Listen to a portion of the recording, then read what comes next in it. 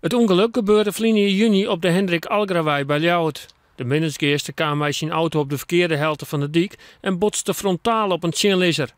Daarbij kwamen een man en een vrouw van 78 en 79 jaar uit Ljouwert om het leven. Hij zelfs rekken zwier verwoenen. Verdachte heeft doordat hij onder invloed van verdovende middelen aan het verkeer heeft deelgenomen, een delict gepleegd met onherstelbare gevolgen voor de slachtoffers en hun nabestaanden. Dit onbeschrijfelijke leed is door geen enkele straf te verzachten.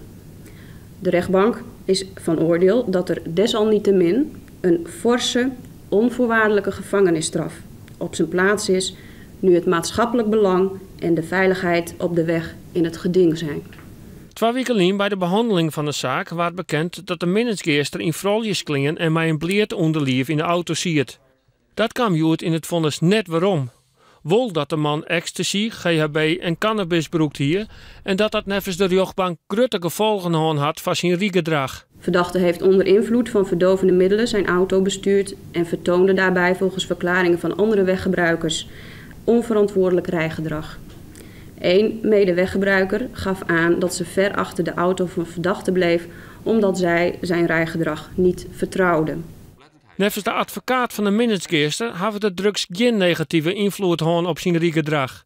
Hij is tegen ontevreden over het vonnis en waagt het sterk om in hege beroep te gaan.